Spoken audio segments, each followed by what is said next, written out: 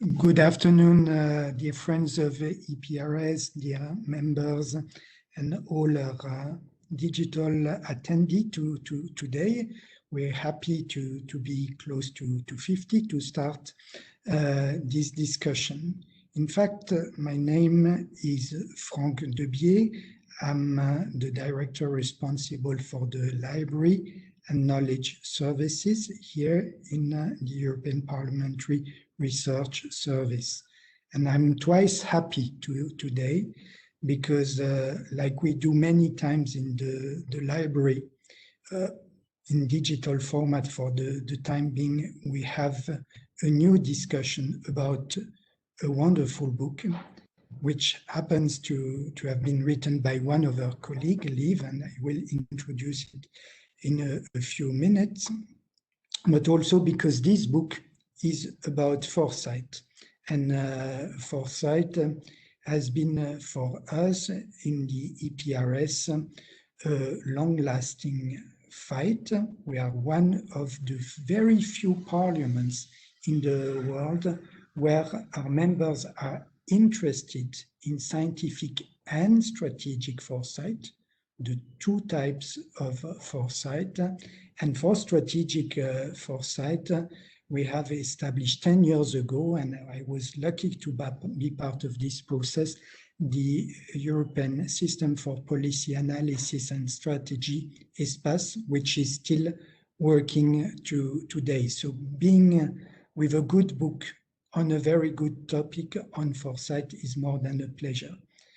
Lieve VAN WOENSEL will be accompanied today by two speakers.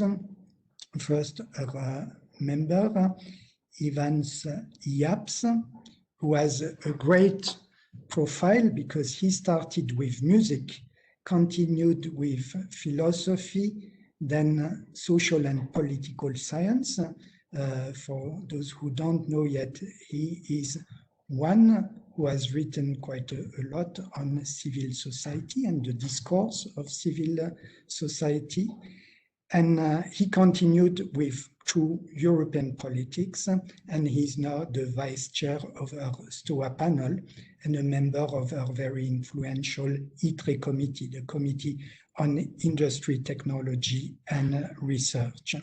But we have also another influential member of the Foresight community, which is Kristel VAN DER ELST, who is influential not only in Europe, where she, just among other, is the advisor of the Vice President Šefčovič, who was the first in the Commission, in the College, to launch foresight at such a high level as a new function, in fact, of the Commission. But she's also influential in the US as the strategic foresight team of the Government Accounting Office in the US, which is a great place for those that do not know, which wants to have policy based on facts and figure, and that has a large number of colleagues trying to track the impact or the potential impact of policy making. And before that, she even has a global influence as being the chief foresighter of the World Economic Forum. And in previous occasion, I must say, I loved very much what Kristel was able to bring to the table, which is very non-French. In France, we are not allowed to the why question. The why question is considered for babies. You ask about how, but you're not allowed to ask about why. And many times, Kristel is starting by the why question. Why are we doing foresight? Why are we engaging in foresight? And it's always very, very useful to start, and I hope we will have a little bit of it today. But without further ado, let's jump to the book. when I asked Lieve what could be the selling point for the book, she said the book is very useful because it reminds you never to forget the wider context in which you operate. Second, it is very useful because you're not conscious many times of your own bias, especially when you start thinking of the future. And really, this chapter about bias and how bias can derail the analysis from the start and how we can avoid at least a large number of them quite simply is really illuminating. And then she also told us what's the whole purpose. It's basically to avoid bad surprise. It's about preparedness. This is what it brings as the individual. But to be a little bit more serious, it is also opening a very important issue, which is just opened at the same time by Vice President Šefčovič and also by the Secretary General of the European Commission, which is to bring foresight into impact assessment. How valuable is foresight from the start, not only on horizon scanning, setting the big picture, the big background, but also as soon as we start doing impact assessment. And this is really, with the chapter on bias, a chapter very worth reading, as today the European institutions are exploring this direction.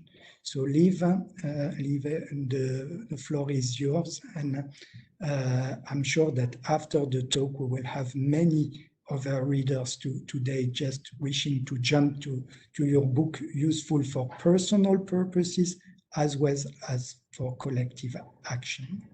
Thank you to be with us today. Antoine, because we need to also present Antoine, will moderate the debate and the question and answer. And Antoine, almost all of you know it, is the head of our unit for strategic foresight and capability unit, a newly established unit that brings together many threads of foresight, espace strategy, but also risk analysis, and to a certain extent, even stress testing of different policy. But this is for a little bit later. Lieve, floor is yours. Thank you, Frank, for this wonderful introduction. I cannot operate my slides myself, but I think Cecile will do it from behind the screen somewhere. So I'm really very honored to be here and to have this opportunity to present my book. Basically, this talk comes 2 years after the completion of its manuscripts. I think the slides can be started. Voila. So my path to this book began in 2016 when I was preparing my application for an EU fellowship at University of Oxford. This is the European Studies Centre at St. Anthony's at University of Oxford, and the arrow goes to my nice office there in this beautiful Victorian house. So in my Oxford project, I proposed to investigate the natures of biases related to the evidence and their impact on policymaking. And I wanted to understand to what degree biases could hinder neutral considerations of scientific evidence in scientific advice. And I also aimed at investigating how foresight can support future-proof policymaking while anticipating possible future developments. And by the way, when I started my fellowship in Oxford, I had no clue that I was going to write a book. So this was just more or less a coincidence afterwards. So I wondered how we could help producers of scientific advice and users of scientific advice and all other policy advice to reflect more about new evidence and perhaps to change their mind if new evidence arose, and that's very important. So policymakers take decisions about the future, and decisions about the future, of course, all policy decisions matter to the citizens. And therefore, I think that everyone working in the science policy ecosystem, many of you here in this virtual event, should care about evidence base of policy and about impact of policymaking on society. So I think that future-proof policymaking stands with foresight approaches in which three crucial elements are interwoven, and Frank already explained them more or less. The first of these three is holistic thinking, meaning that you see the wider context and you ensure a 360-degree view while ensuring an interdisciplinary as well as an inclusive approach. The second one is open-mindedness, meaning that one is aware of one's own and others' biases, because it's not only the others which are biased, it's also ourselves. This took a while for me to realize how biased I can be myself. And then the third one is everything which has to do with preparedness. That's anticipation on possible impacts, looking ahead, implying that one focuses on avoiding negative surprises. So these three parts together form the basis of a foresight-based policy making. There is, of course, much more like scenario work and so on. This book talk had been announced with the question, can we future-proof EU policymaking? Future-proof means much more than only looking into the future. It starts with the art of seeing the bigger picture in a wider context. It further involves the art of thinking with an open mind and then the art of anticipating possible impacts. So let me first focus on the art of seeing the bigger picture, the wider context. In general, we make our decisions about the future based on what we believe will be the future, on what we think will happen, on what our perceptions are.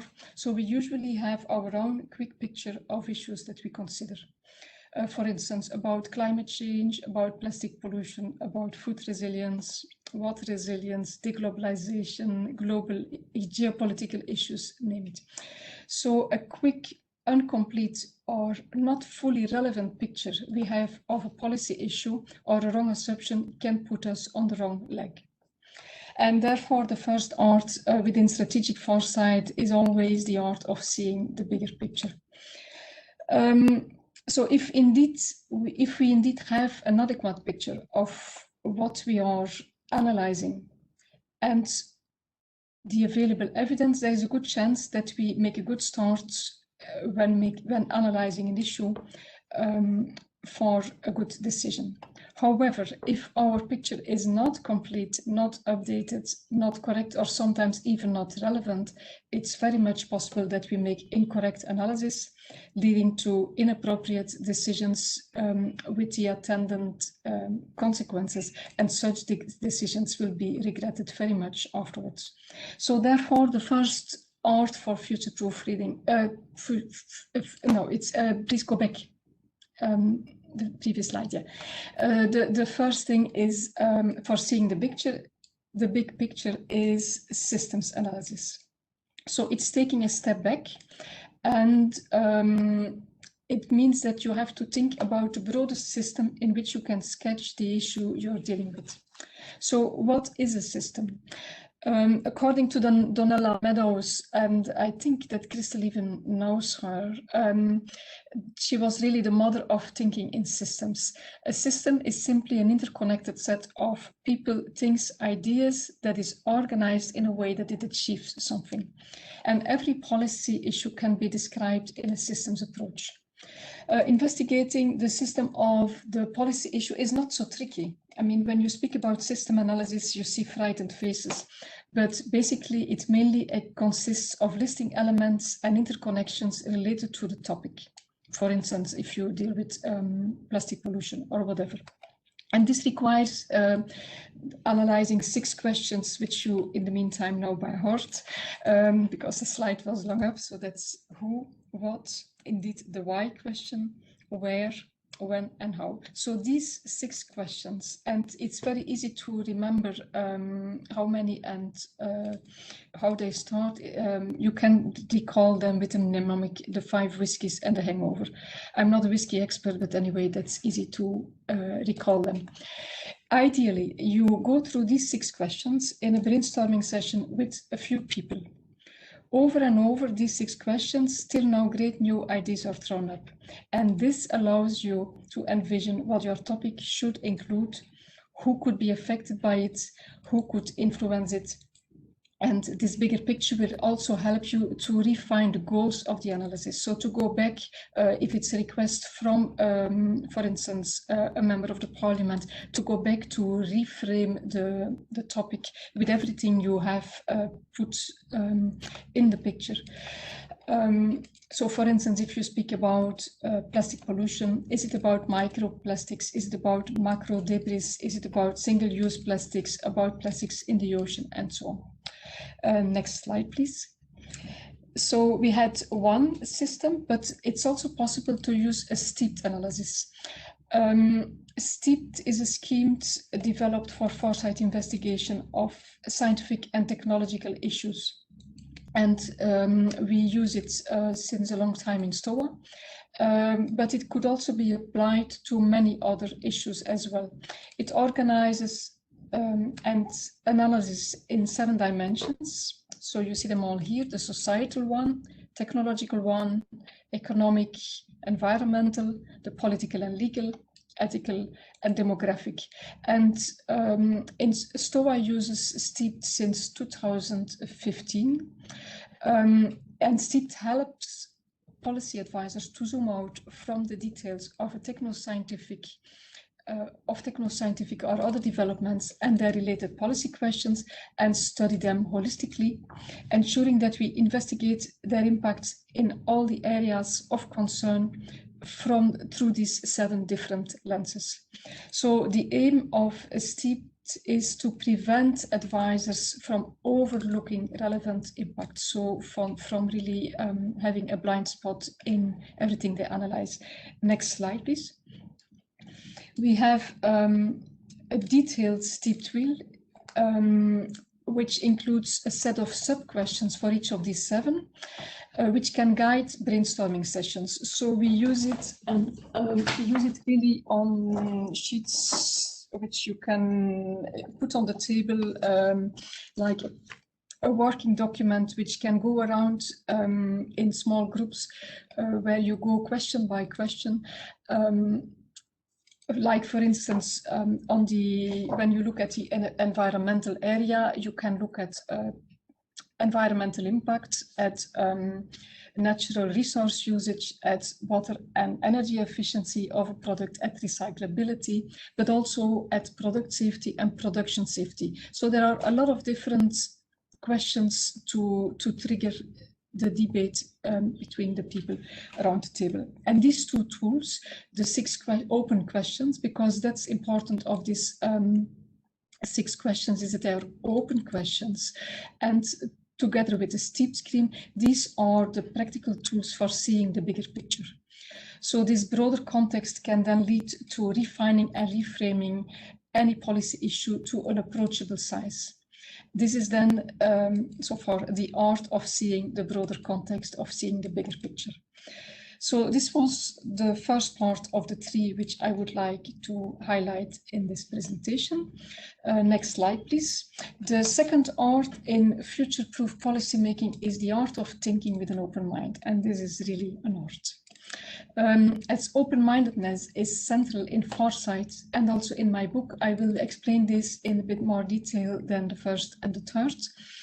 And before diving into biases, let me explain why it is so difficult to be open-minded. We are influenced by many factors, such as our background, our studies, the culture we are brought up in, our environment, family, friends, and other activities. we never have a single role. We never are just a policymaker, a policy analyst, a scientific advisor, or a scientist. We have many facets. For instance, family roles such as parents, a partner, a friend, a colleague, or a boss. We or one of our dearest can be an environmental activist, can be a caregiver, an artist, a musician, a biker, a hard runner, a fisher, you name it. But you might also be trained in a different way. You might be trained as a lawyer, as an engineer, as a geographer, a theologist, an anthropologist, a psychologist, or a combination of them. You might identify yourself with your hobbies rather than with your job. You or one of your dearest can be a tennis player or a football fan, a train spotter, a cat lover, a beekeeper. You can be a vegetarian, a teetotaler, a smoker, or a party animal. And especially, usually you combine various roles. So no one is something like a pure policy advisor. This does not exist. And this means that we are influenced. I mean, if I now speak from the work of policy advisors, we are influenced by all our roles in our judgments. So still, in a policy analyst role, you are expected to work professionally and to try to act as a honest broker. This means that we have to inform policymakers well and also help policymakers to choose wisely from among available policy options, which are evidence-based options. The advice on a policy question has to reflect the range of opinions in the science community and among stakeholders. So this must be based on considerations of the evidence within the relevant societal context, and therefore this holistic approach is important, participatory as well as impartial, and also taking into account a systems analysis which we made before. But how can one be neutral? How can one be open, have an open mind to new facts? Because that's mainly the issue. So I already explained that we had different roles, backgrounds, and educations. But there is also something like biases, and a bias is a mental inclination. It's like a shortcut. Biasing our thinking when we allow our opinions to influence our conclusions in systematical, prejudiced ways. And this often results in a systematic, distorted perception of facts and opinions. So biases interfere with critical thinking, and we are supposed to be critical thinkers. Biases interfere with rationality of conclusions, and biases also interfere with decisions. So biases basically are a very interesting thing because they allow us to make fast decisions when confronted with new facts, especially undesirable and inconvenient facts. We immediately have a bias which leads us to an easy solution. So it can cause us in the advisory processes to fail to balance evidence, assessments, and points of view objectively. And basically every human, so if you are working in the science policy ecosystem or as a citizen or whatever, we are all subject to biases. So when you Google biases, you can find hundreds of them. And in this bias wheel, you see 6 classes of biases. So I described in the book a series of biases which are relevant for scientific and policy advice. And I presented these in the form of a bias wheel. There are more round things to come. So this bias wheel provides a practical tool for everyone involved in policy making and to check their own biases and the biases of people they work with. So bias awareness helps us to be more open-minded, and this is why it's so important. But there is something else. Biases, as I already said, is strongly interlinked with fast thinking. And this in the next slide, in thinking fast and slow, Daniel Kahneman describes the brain's main cognitive processes as 2 interacting systems. a fast system and a slow one. And the fast system is for intuitive reflex thinking. We can also, it's kind of automatic thinking, while the slower system is the one that we really need as policy advisor, and especially in EPRS. It is the system we need for careful and reflective thinking. Such reflective thinking requires attention and also a serious mental effort. What Kahneman explains in his book also is that we are mentally lazy. And because of the law of least effort, like he explains it, we tend to think in ways that need the least amount of energy. It is proven that thinking reflectively really needs energy in your brain. So your part of the brain which is responsible, which you use when you really want to think carefully and in depth about a topic, this uses like 10 times more energy than the rest of your brain. So it's normal as a human that you try to avoid this.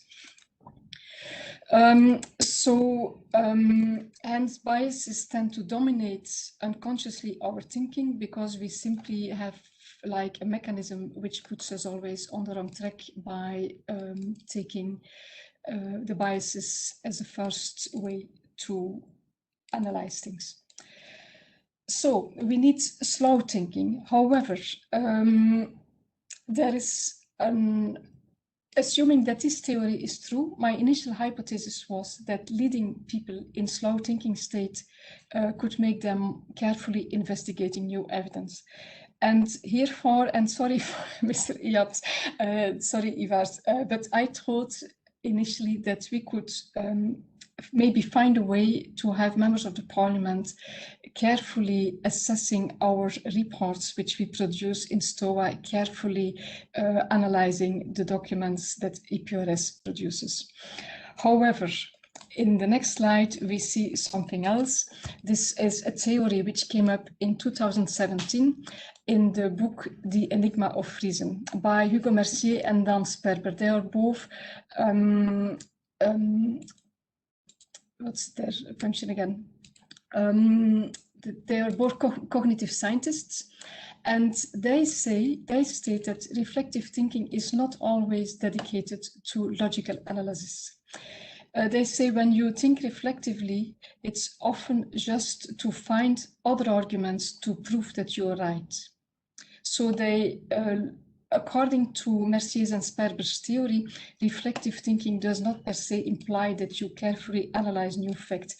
They say give people more time, let them think slow, and what they will do? No, they will not look for arguments, for new evidence. They simply will try to find exactly only the evidence that underpins already their existing opinions. So therefore, my conclusion was that reflective thinking is not by itself rational thinking. So the only putting people's mind in slow thinking does not help. So this is why I focused on increasing bias awareness as a path for thinking with a more open mind. So I already said that everyone in the ecosystem is subject to biases, and my argument is that that bias awareness is important, because when you understand your own and others' biases, you will get more open-minded. Next slide, please.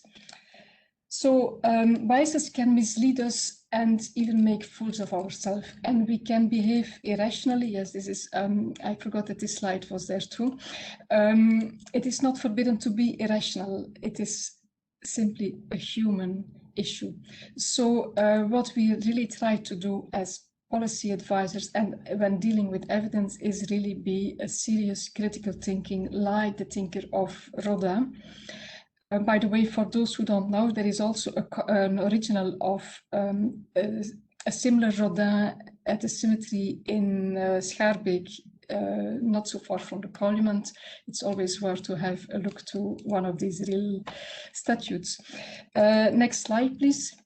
I described this in a similar way as for the STIPT. I described a series of biases which you see represented here in the form of a detailed bias wheel, which provides also a practical tool to check your own and others' thinking about possible biases. And an interesting exercise can be to think about the following questions. And I don't have it on a slide, but I will read it for you. It's, when was the last time you changed your mind because of new evidence? It's a very interesting question. So when you changed your mind because of new evidence. If you now would start thinking about this, it will take a few minutes before you can come up with an example. This was, I started more than 50 interviews with this question. And it was really a very intense work for all the interviewees to come up with an example there. But bias is not per definition bad. Not all biases are to be prevented. For instance, ideological biases, which are linked to political, or I mean, they are perfectly legitimate. So it's not all about overcoming biases, but also living with biases.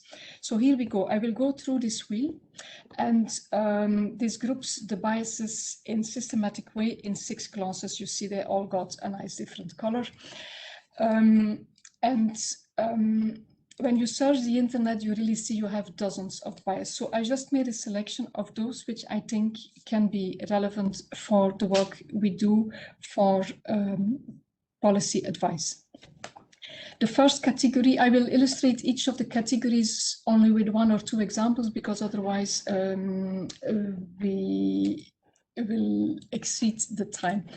But the first group, so if you start at 12 o'clock in this scheme, the first bias is the research bias, and these are biases in the evidence. One of the examples, so a research bias distorts the evidence, and one of the examples is a sampling bias. This can, for instance, happen when you do a survey about the use of the internet, of internet-based services, for instance, and you do this purely online. In that case, you exclude all the participants which do not have access to the internet, while this exactly could contribute valuable information to your research. So this is a typical example of a possible bias in the evidence, so within the class of the research biases. The next one is the culture and value biases. And one of the biases which is there is the first one, which comes immediately into people's mind, is the stereotype bias, which is a tendency to overgeneralize evidence that, for instance, gender bias, racial bias, age bias, and the one which I like the most is the blonde stereotype bias. But I would like to give a second example here, which is explained in the next slide, and that's the confirmation bias, which is a quite important one when dealing with evidence. So the next slide gives a scheme to understand what is confirmation bias. So we have, it is a tendency to favor or to selectively seek out information that already confirms the values, beliefs, and hypotheses that we have, and to dismiss or selectively ignore the information that disconfirms this. So the middle part overlaps with our beliefs and the facts, so we will focus on this overlap in this diagram, and we will rather ignore the evidence which doesn't fall in our beliefs. So once you are aware of this, you will also look more into this facts and evidence. That's at least my experience with especially from the interviews also. So you pay more attention, you give more weight to the things you already believe. And you risk to overvalue the evidence, which is, I don't know if you can see my cursor, if you look to the evidence in the things you already believe, so in the middle part. I'm not sure what's in the next slide, but third clause now, you can go back to the 2 slides back, please. The third clause of bias covers attention biases. And one of these attention biases is a tunnel vision. So it consists in ignoring what goes beyond the scope of your concerns. So it's of course related also to another one, which is the blind spot. So it causes that you overlook something which is relevant because you are really giving all your attention to something specific and you do not look wider. Then the fourth group here is the interest bias. The most commonly known interest bias is the conflict of interest bias, which needs now further explanation. So I will now go 2 slides further and go to an example of availability bias. In the availability bias, there is, for instance, a knowledge bias.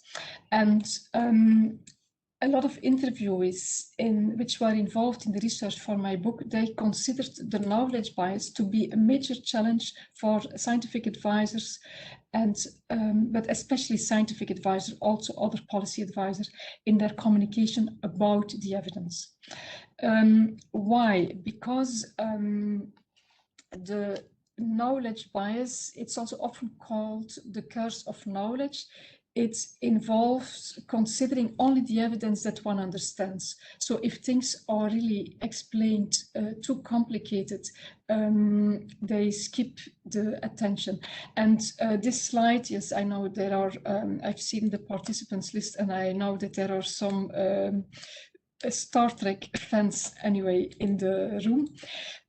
So people might believe technobabble because it's an incomprehensible technical jargon and it sounds very serious, so they just say it will be okay. So this is one of the dangers of knowledge bias. So this was in the C group. And then there is another very important group. This is the 6th group, and this is the associative biases.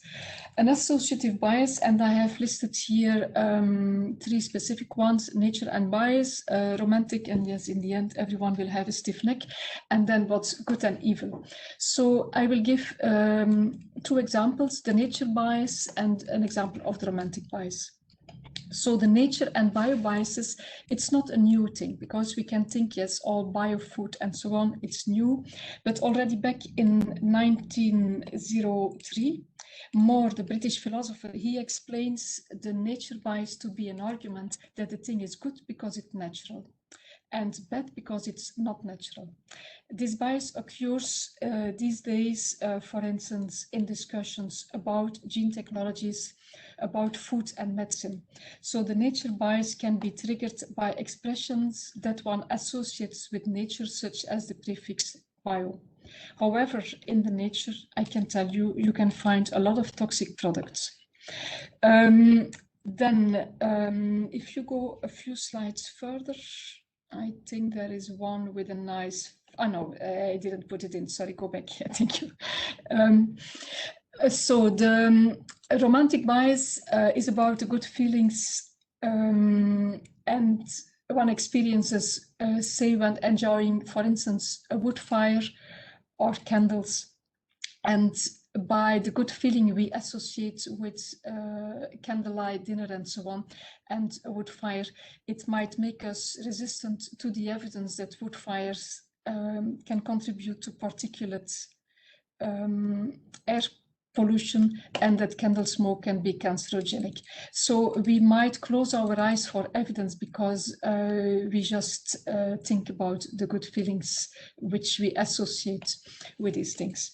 So this bias wheel is also something which, and you will all get it in a high resolution PDF because we all have your email addresses, but this is also a tool which is always good to go through all the biases to see if they are relevant for your audience, for yourself, and for the topic you're working on, for the stakeholders involved, and so on. So herewith I close the part on the art of thinking with an open mind, and I go to a short last part, which is the art which I relate to future-proof policymaking. It's the art of looking ahead, of anticipating possible impacts.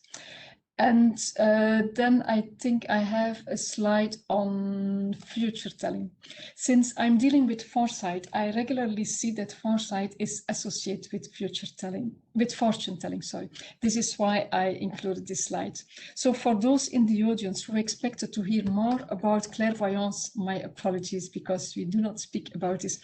But foresight is not about predicting the future. It's about understanding what might happen in the future. It's about preparedness for what might come up, even if things which might come up are very unlikely to happen.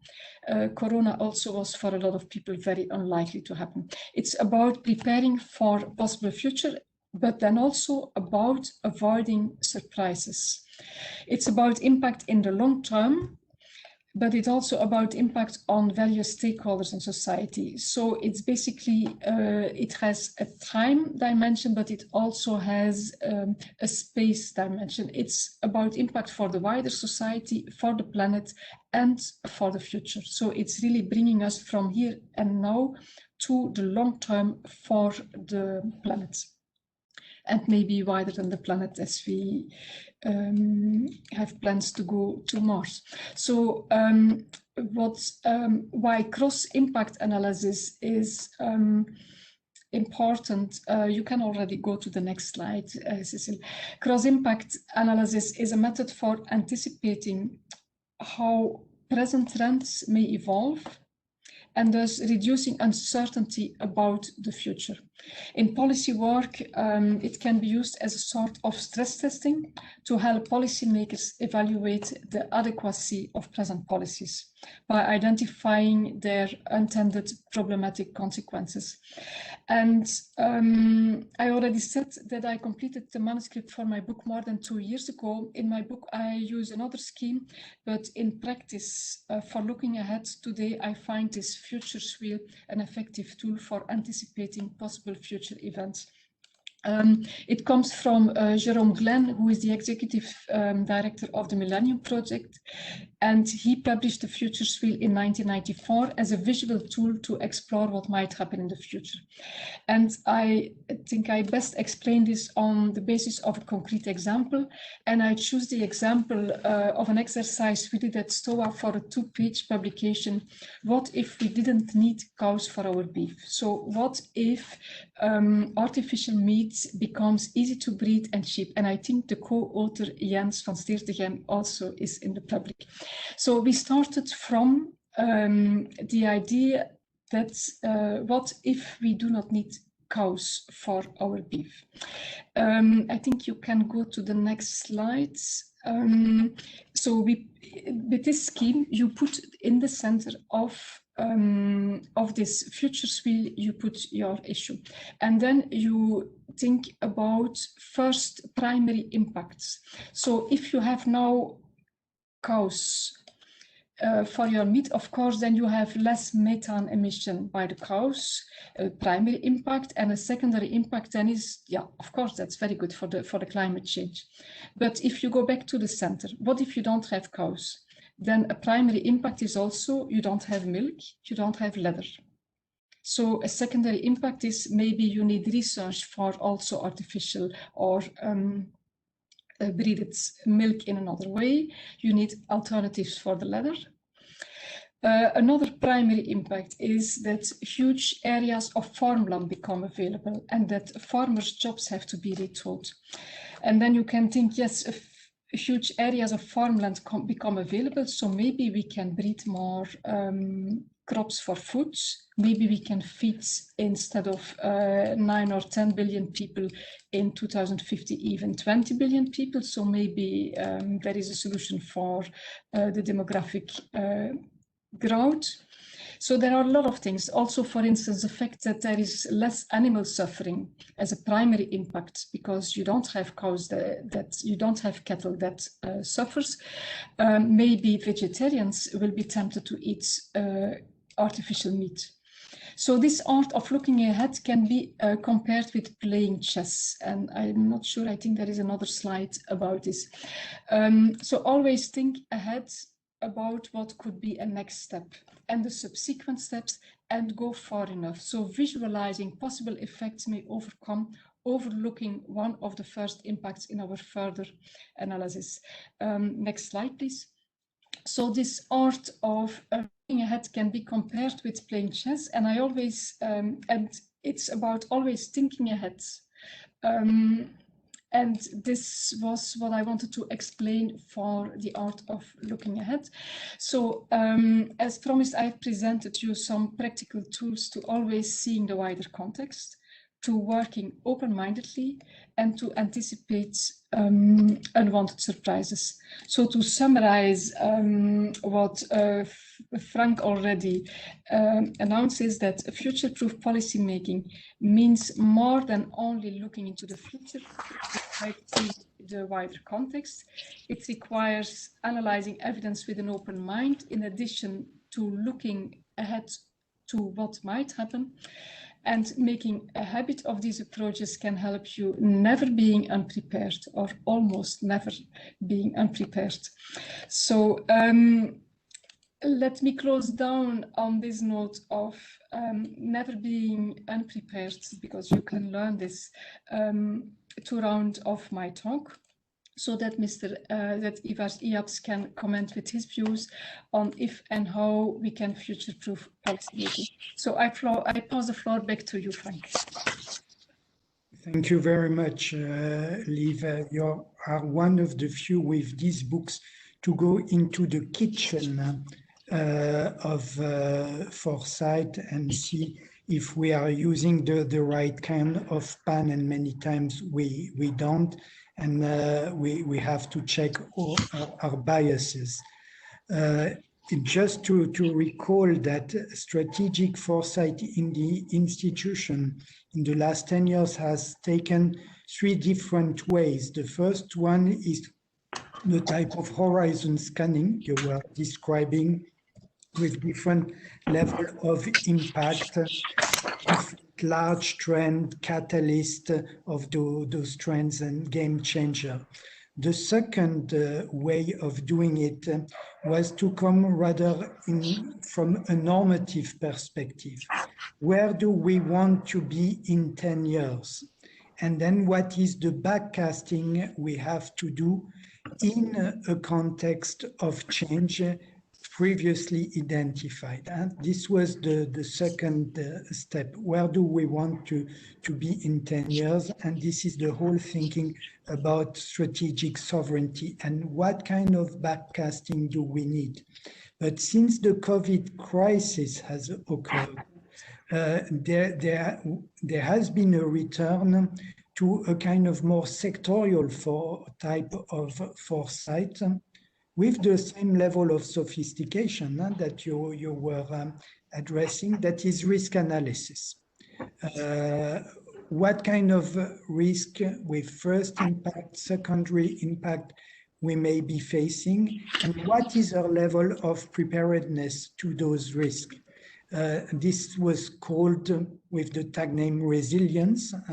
This was in the Foresight report of the European Commission. In the EPRS, we have tried to contribute to that with a kind of risk analysis where we put a value on the impact. Is the impact large or smaller? It's always large, but in some cases it can be very large. And is this risk likely, not likely?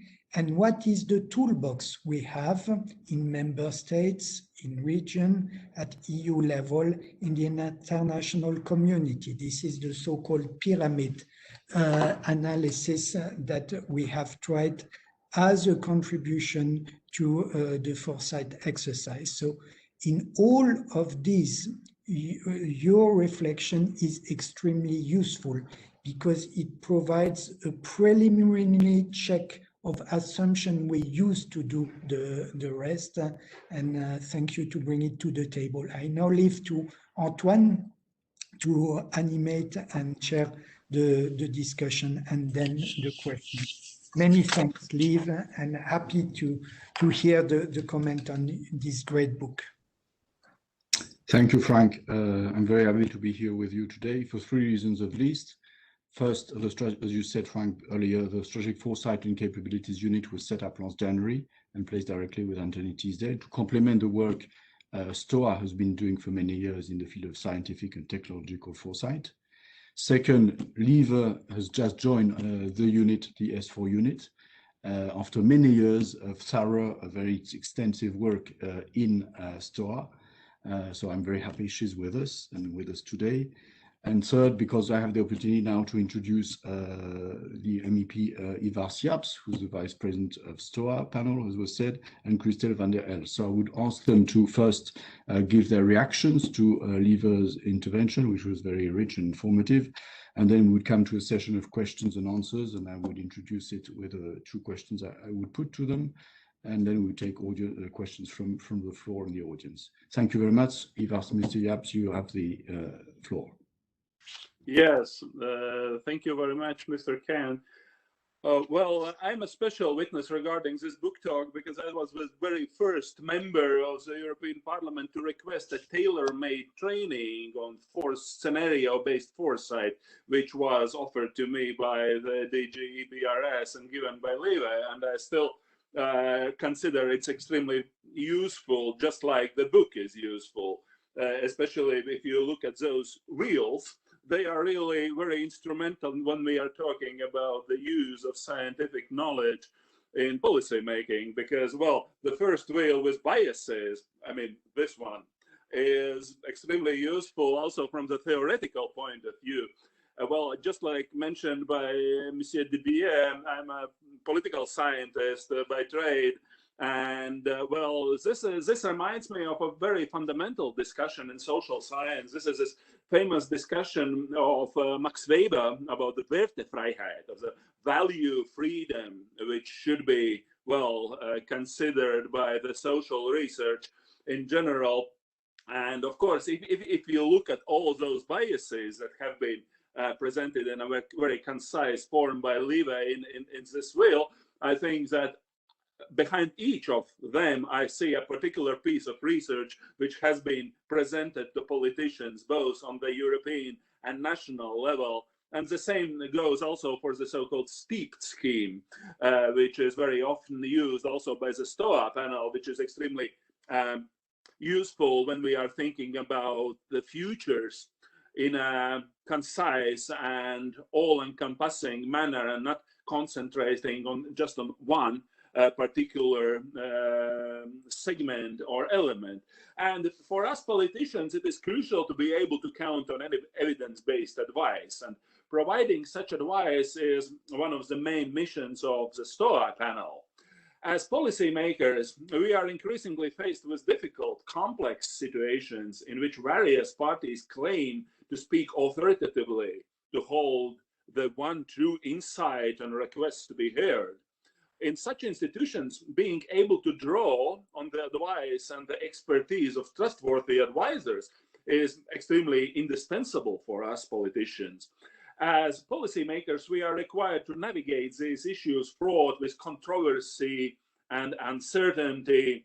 And this situation becomes even more acute when we aim to develop future-proof policies. In this challenging work, we, members of the European Parliament, require actually a holistic, independent, and impartial, but most of all, trustworthy advice. But what makes scientific advice trustworthy?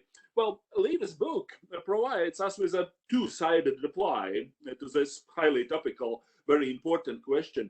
Well, Lieve's response is at once theoretical and practical. By setting out to provide both policy advisors and makers with tools for using scientific evidence, Lieve shows that it is partly in how we arrive at the advice that ensures its trustworthiness. This book is indeed an extremely useful publication. The author takes readers on a well-structured journey into the world of trustworthy scientific advising for being prepared for what can happen in the future. Firstly, the book gives some interesting reflections on the role of scientific advisors and policy advisors. And what I found extremely useful is this distinction between scientifically guided policy advice and, of course, advice on scientific policy, which are two different issues, which tend to be somehow mixed together very often, again, both on the European and on the national level. And they are described as the guardians, I mean, these scientific advisors, of the proper functioning and integrity of the advisory process.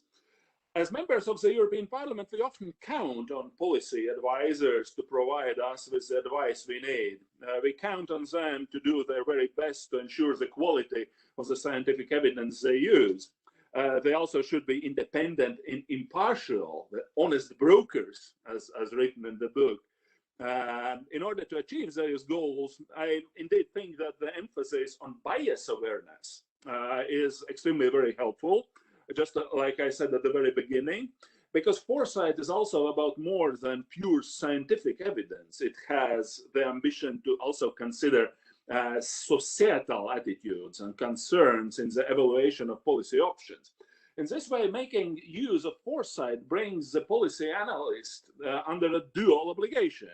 At the same time, to the scientific community to adequately reflect the scientific evidence, being, let's say, scientifically sound, but also the larger public to properly consider their attitudes, concerns, and hopes. And this is very much what democracy is about. And in this way, foresight can strengthen the trustworthiness of the advice when used properly. Secondly, Lieve's book on the entire foresight approach can be very useful for us MEPs too. For certain policy issues, it is a helpful method. It can help us as politicians gain an overview of the stake of an issue and insight in the topics we need to think about in the longer term. In addition, for some scientific files, our own foresight exercises can be inspiring in our daily policy work. In such work, foresight draws on a very wide range of disciplines and sources, from psychology to physics, from history to robotic engineering. All insights can be potentially useful to evaluate how technological developments might impact our societies in the future and how to prepare for it. In developing hypothetical scenarios, this is what the foresight is about. Foresight can also draw on literature and science fiction to explore how we imagine the future and what structures, concepts, and values limit actually our imagination about the future. Ideally, foresight advisors at the European Parliament could even guide us in those processes. A new type of task of policy analyst at the European Parliament could be to instruct us in foresight processes and scenario work, while also assisting us with the preparation of horizon scanning to see the bigger picture of the issues which are relevant for our files or reports. Of course, this would also take into account the sensitivities of those societal stakeholders, remembering the democratic dimension of the whole enterprise. Policy decisions ought to be evidence-based. However, we also need to have a good understanding of the limits of the policy options presented to us and of the possible impacts on society in the future. We also should be very wary of possible perverse or unintended consequences of our choices. In all of this, scientific advisors also have a duty to us policymakers. They should not only provide us with independent, impartial, and high-quality advice. It is also important that they communicate their recommendations in an understandable and useful way. Here, I mean, Lieve's recommendations in the book that these should be ways that recognize our level of engagement and scientific knowledge. Luckily, as members of the European Parliament, we can count on the support of foresight-skilled policy analysts in the parliamentary administration, which we are extremely happy about, and we're looking forward to work with them on a daily basis, let's say. And I'm proud that we will soon have a practical version of this book. This published by Palgrave Macmillan is actually more of an academic version, but we will soon have also a practical version of the book, which I had proposed as a methodological STOA study for the panel. This offers foresight skills and expertise to everyone who wants to work foresight-based to ensure future-proof policy making. And this offers us the option at the level of the members of the European Parliament to conduct our own foresight studies in areas in which we are very active. Thank you very much again for the book and for the invitation, and thank you very much for your attention. Thank you, Ivars IJABS. Kristel van der Elst, what are your reactions to Lieve's presentation and book? You have the floor. Hello.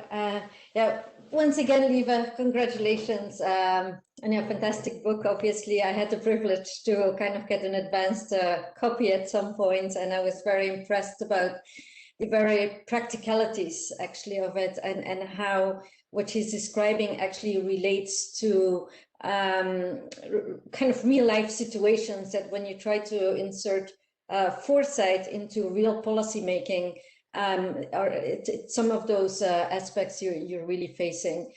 And I think, first of all, it's extremely timely, right? So the demand for foresight, as you said, is increasing.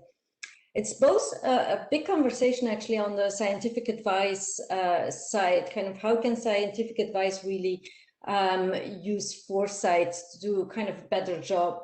In the last years that mounted a lot, but it's the more broader title of today's session was also how do we future-proof our policy making. So foresight is becoming more and more important, obviously, in a broader area. And for me, foresight is kind of the assessment of what might happen and be needed in the future, right? And so usually what I like also about what is being pointed out is that normally the way we function kind of when we make decisions about the future is that we rely on kind of what we know, which is obviously based on the past and on a lot of biases, and on the scope of what we look at, which might not be holistic, but it is also we rely on this forecasting, on kind of data about the future, which isn't exactly existing. So in the world that we're living now, with extreme uncertainty, all of these methods don't actually work, and people have a tendency to either kind of then start to ignore the future. If you can't know, it's all uncertain. We don't know what to do, so why try? Let's take it one day at a time. Or people start to worry in a very unproductive manner. And so providing some of those tools that the book is offering is quite useful. So the book is really, in my opinion, helping also to talk about a way of thinking. It's not just processes and tools, it's all a way of thinking. And who do you engage with and kind of how. So there's a couple of assumptions under kind of when you read through the book or when you think about this. There's certainly a call to say that everyone is a foresighter, so everyone should be doing futures work, not just some experts sitting in a center, although you can have hubs of excellence like yours, and I'm leading one too in another country. But it is really a collective exercise. It's a collective exercise across silos, across disciplines, where you bring in both a broad set of expertise across kind of the STEEP model that has been explained, but also where you bring the stakeholders, the actual people for who you're shaping the future as a policymaker. And that is also mainly done so you can bring that systemic view, but also check out some of those biases. So, and when I think how in very practical ways, people in the public institutions, at least, we look at things at the future in two different ways, I would say. So a bit like has been just explained by Frank also, it's we look at a perspective of kind of what might happen. Right? How will things how might the future play out? How might it be different from what we're expecting? So that we can actually prepare for a wide range of scenarios, so that when radical change or deep transformational change happens or surprises happen, we can actually manage those, because as policymakers, and a lot of them on the call are policymakers, we can't just bet on the fact that things are going to happen the way we think they're going to happen. So we need to, that's a huge cause for policy failure, right? If we have to at the same time kind of come to a situation that wasn't expected, we have to invent new policy tools, we have to adapt them, we have to scale them all at the same time, it becomes complicated. And so checking those assumptions about what we think about the future, opening up that broad spectrum of where change can come from, and it's super important, and doing that in a collaborative way, because ultimately we always have this talk about scientific, science-based advice, but ultimately there is no, the reality is there is no data about the future. The future is made up of assumptions, preferences, hypotheses, expectations, etc. And there's just a lot of new things happening that we don't know how they will play out. So it's good to be able to talk about it with different people.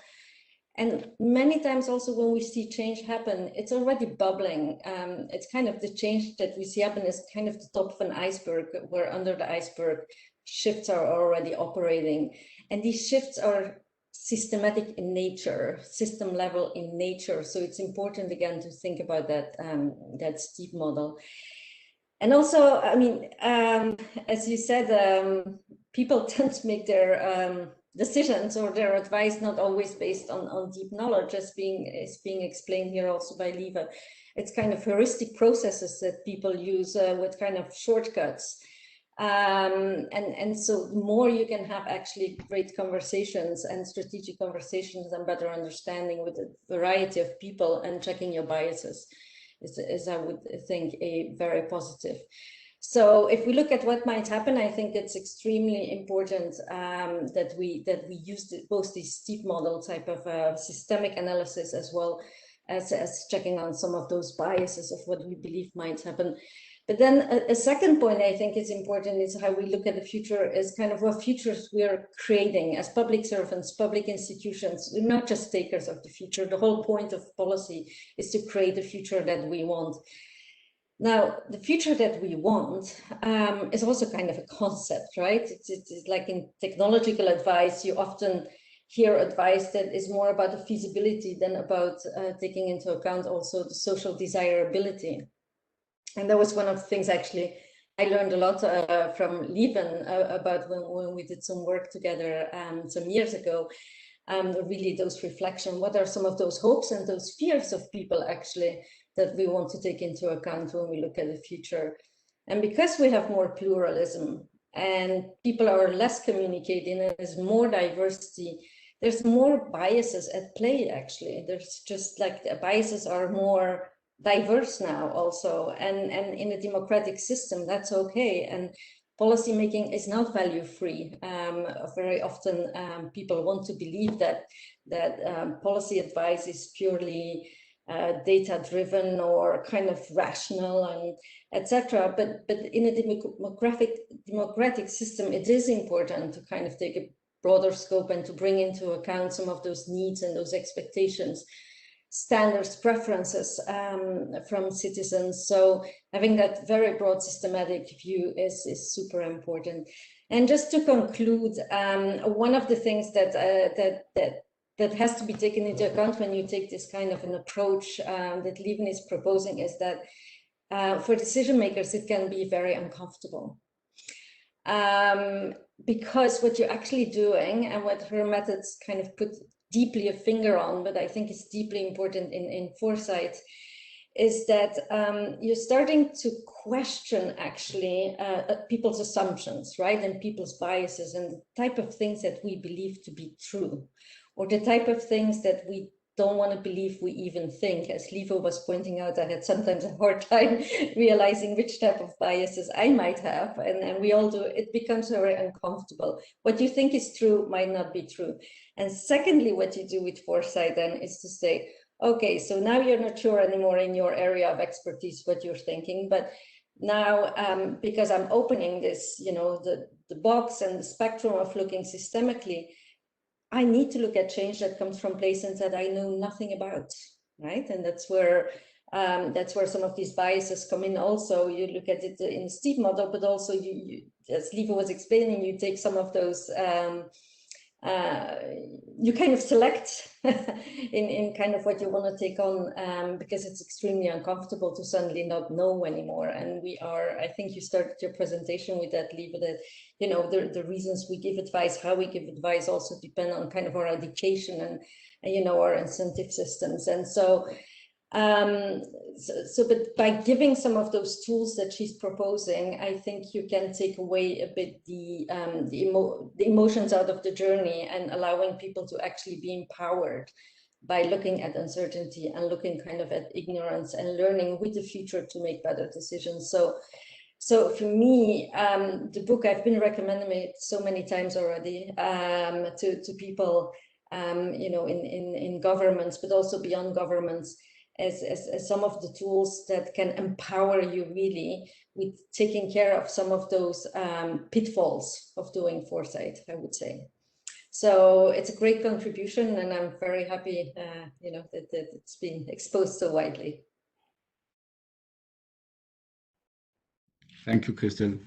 So I would invite participants to put questions via the Q&A section or in the chat, so that we could put them to the panelists and to Lieve. Just to introduce that part of the debate and that last part of our discussion today, we are in fact facing a new situation where foresight has developed, and we're entering perhaps a new chapter. We see it at the EU level with the setting up foresight bodies in most institutions, with the Vice President of the Commission, Mr. Šefčovič, tasked with foresight, an annual Commission report on foresight, a new network of ministries for the future, corresponding entities in Council and other institutions, and the S4 unit, the Strategic and Foresight Capabilities Unit, recently set up in the Parliament too.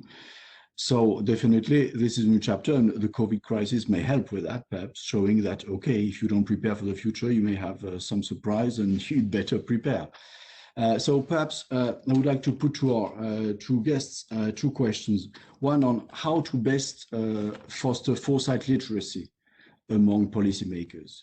So to you, Mr. IJABS, as an MEP, what would you see as priorities? Because my unit precisely is to develop actions to better support members of Parliament, fostering foresight literacy. So I would be a new Kristel, supporting also the Vice President in the Commission on that. Perhaps you could give you some advice on how to best do that.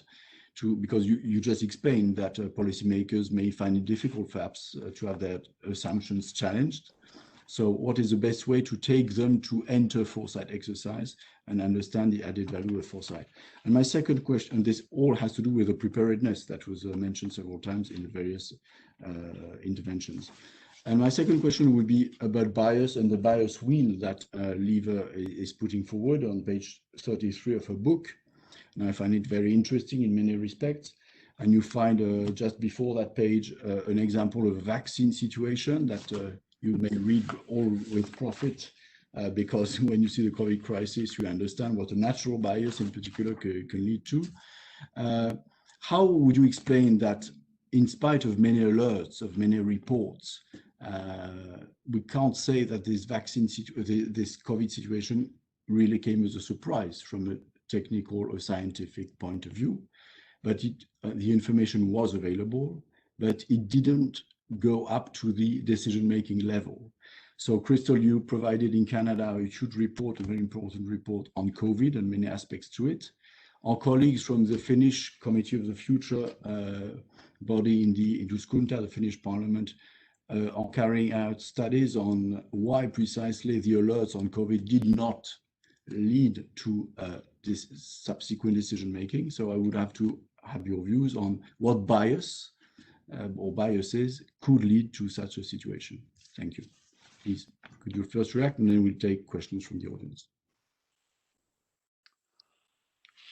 Well, if I may, I think that these two issues seem to be interrelated in the sense that, of course, there is a certain disruption between the short-term and long-term perspectives of how does policy making work with politicians and how does it work with scientific advisors?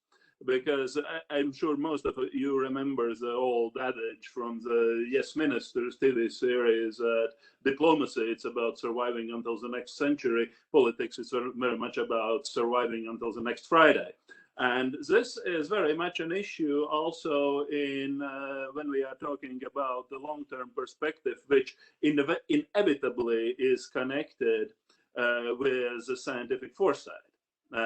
And in that sense, I think that there will be many short-time challenges, just like the one you just mentioned with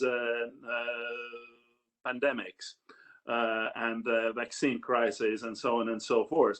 Because, well, there are occasions when politicians are very weakly motivated to think long-term because they have their election cycles, and this has been also many times scientifically proved that this hugely impacts the policy making itself. But as for the foresight literacy, I think that this can be improved very much by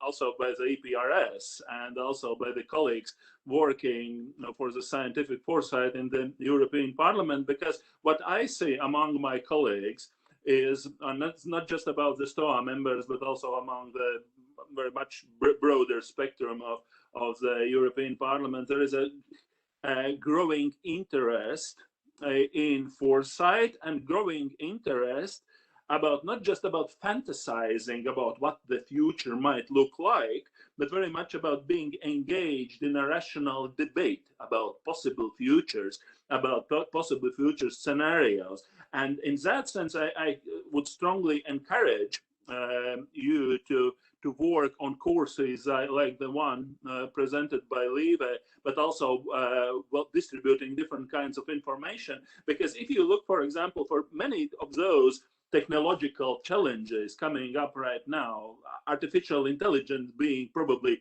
just the most prominent one, but not the only one. I mean, if you look at the European Parliament, there is a growing interest across all the political groups being engaged in a rational debate about possible future developments. And this where clear thinking, clear methodology, and clear structured debate about what the futures might look like is very much needed. Thank you very much. Thank you, Ivars IJABS. Kristel? Yeah, to your first question on how do you get people to do foresight, right, and to do it right. I think what we used to often see is that there's maybe some training or something like that, and you know, it's like when you go to school and you never practice, it's never like really helped anyone, right? So I think it's a question of building. I always call it, it's like building people's muscle, foresight muscle, right? You do a little bit, you go to the gym every day, and then at the end, you know, you see the results. You don't see a result after a week, or if you do it every 3 months, right? And so I think it's a systematic practice of some level of foresight, and that doesn't mean necessarily big scenarios about big stuff that take 2 years to accomplish. So I think you have to work with the decision makers where they are. So decision makers have to make decisions on certain things, provide foresight in their processes, help them as a support system to either provide them content or provide them the tools and the methods actually for them to integrate that foresight into their existing work. Foresight should never be felt like it's yet one more thing that I have to do, but no, it is something I'm doing because I'm going to make better decisions actually, and I'm going to be more empowered. So and so it's kind of use the right methodologies in the right processes at the right time with the right people, I would say, and that's how you slowly build up the process. There is not one way of actually doing it. It is really working with what I call the client, right? Who needs to integrate it. Then on the why did we kind of not it wasn't the black swan, as we all know, COVID or the pandemic. It was widely known that this would be coming up. It was boiling, and it arrived. Of course, beyond saying that, you know, no one really looks at the future because everyone hopes kind of it's beyond my office time. I don't believe that argument so much. It's often what is said, like foresight isn't used in democracies because of the election cycles. I do believe actually that policymakers have a longer term perspective, and they do intend to, you know, be policymakers. I'm sure the MEP will agree to that, longer than just one term. And also problems arrive like faster now, so that argument doesn't hold so much anymore. But I think there are more subtle reasons also. Like policymakers don't necessarily get compensated or celebrated or because they avoided a crisis. You get compensated for properly managing a crisis. But if you have avoided the crisis, no one will ever know about it. So potentially, right? So, and it's also like, even if you recognize the crisis comes up, very often crises that we don't really have an answer to. We don't know how to handle. They're extremely uncomfortable. So it's so much easier to kind of push them away and hope it's not going to happen. Because you don't feel empowered to do something about it, right? So if we can just like close the blinders for a second and go and do something else. And then there's a lot of priorities also. I mean, you know, like a lot of those foresight things are things that are coming later, and spending a lot of money now in making sure that the later is going to be better is a good argument, but you have to weigh that off with all the current needs for budgets and attention and you know, political capital to make changes, etc. So it's not. I don't think it's a very easy task actually to bring in foresight, but it is a crucial one that we're going to have to figure out. Thank you, Kristel.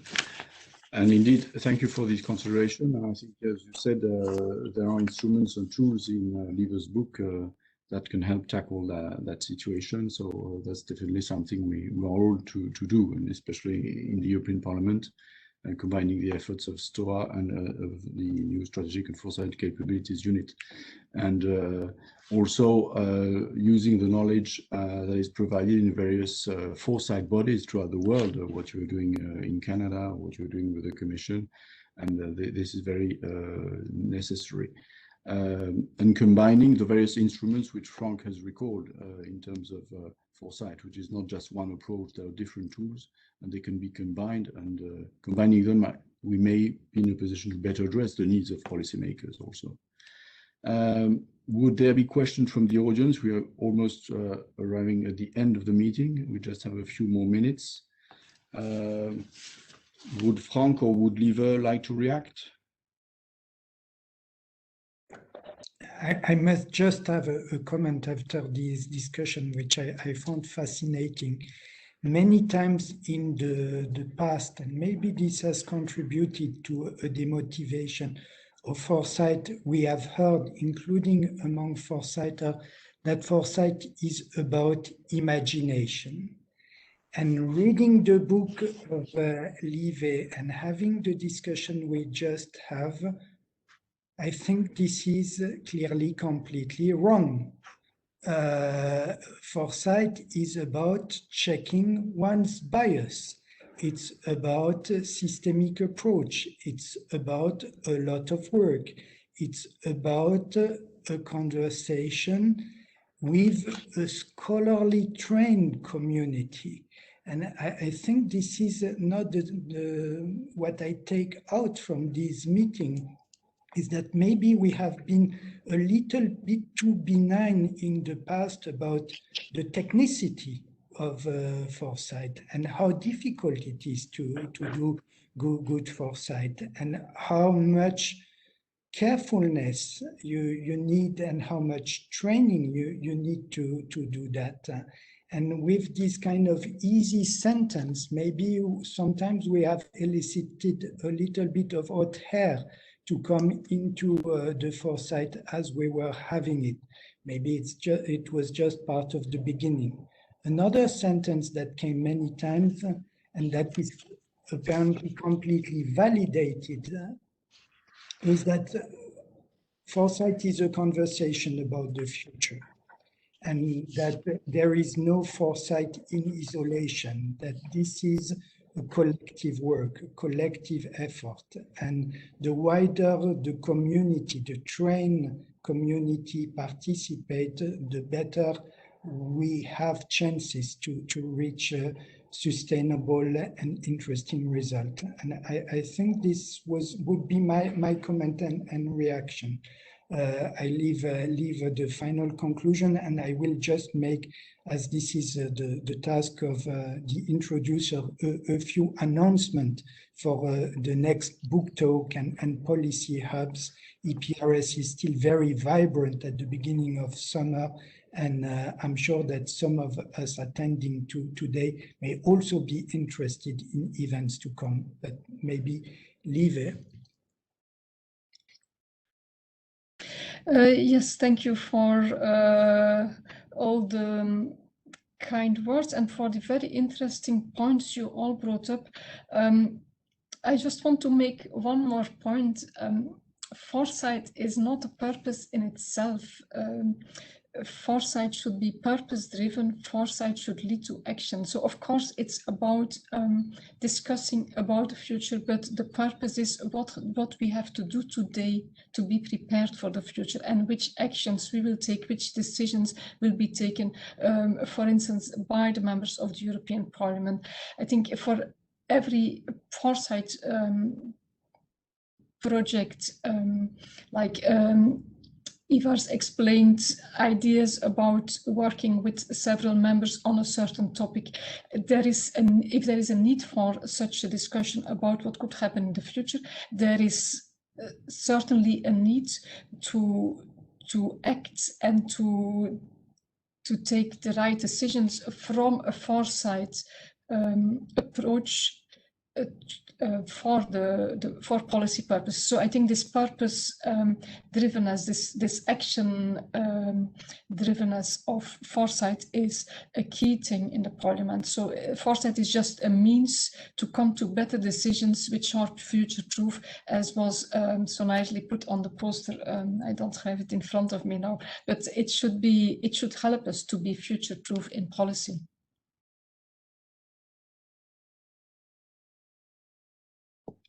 Thank you, Lieve. We have two questions. I will try and sum up now, and before we conclude, and then leave the last word perhaps to Ivars IJABS and Kristel for a minute before Frank also concludes the meeting. So we have a question by Mihaela Giza saying, do you feel that there are policy-oriented foresight processes and outcomes that do end up into a policy-making debate? Because they are not focal issues or do not represent the priority for commissioners of foresight, or perhaps that are not well communicated or translated into policy proposals. Do you think like something could be done to make them useful for various stakeholders if they could access them, like entrepreneurs or researchers? And a question by Laura Panades, who thanks Lieve for her book. How do we assist others to identify and process effectively their own biases? She says she works as a lecturer and would like to apply that to students. And where to start at the European Parliament? Is she asking, top down or bottom up? What is the most surprising area you expect to arise in the next 5 years? So these are many questions to just deal with in a few minutes. So it shows we may need another session to deal with them, but perhaps if Ivars IJABS and Kristel VAN DER ELST could kindly try and react to some of these points before we conclude. Thank you very much. Thank you very much. I'll be short.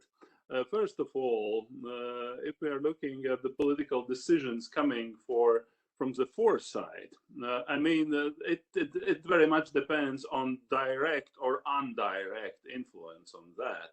But nevertheless, if we are looking at certain new initiatives in foresight, let's say also in horizon scanning and so on and so forth, there are very promising developments. If we look, for example, at the Futures platform, also to initiatives that we try to develop at STOA Panel and so on and so forth, which would inevitably eventually end up in being reflected in policy decisions. But at the same time, it is very much an issue of the communication and about the foresight literacy, which shouldn't be concentrating just in a few research institutes, but would to some extent be accessible also to the everyday policy making, which is very often not the case, because the politicians just, there are many, I'm not sure about the European level, and the European Parliament is following the debate quite closely, but if we look at our member states,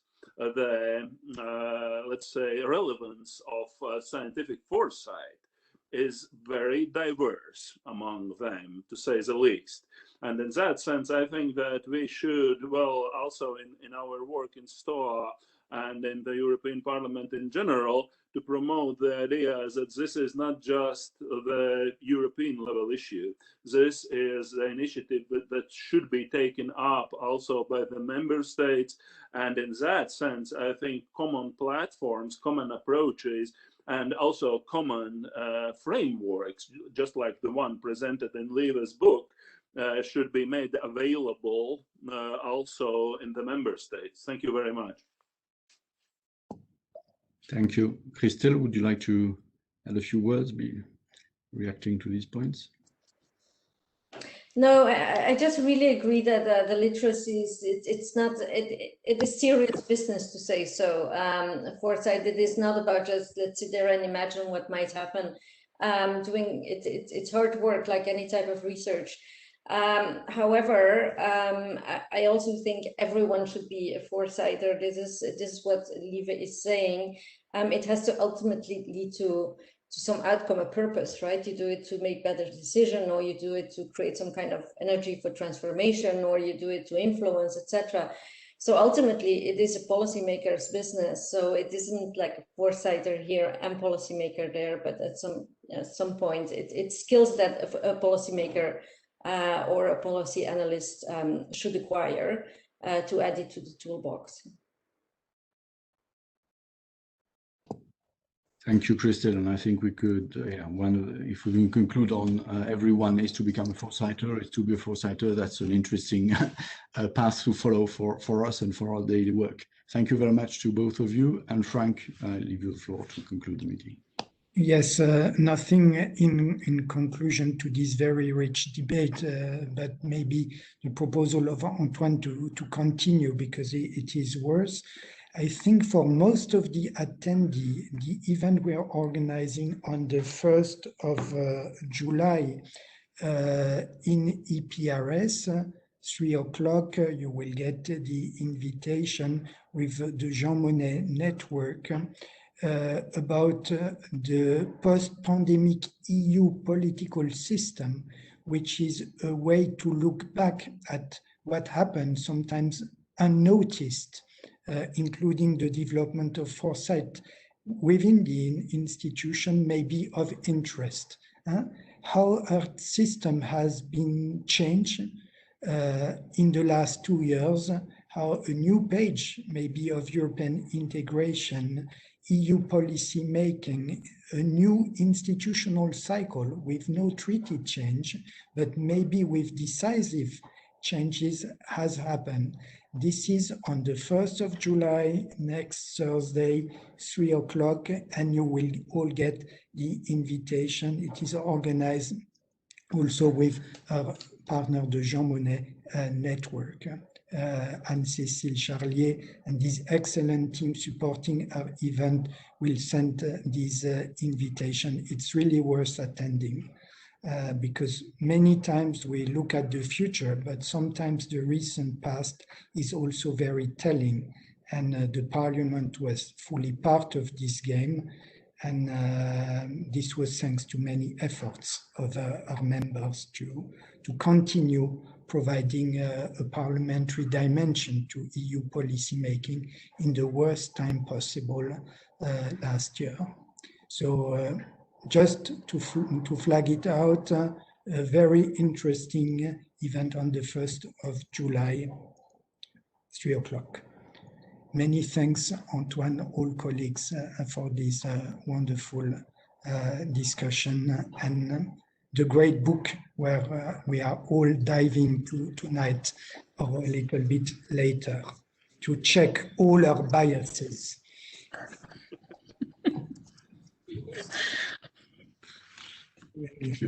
Thank you.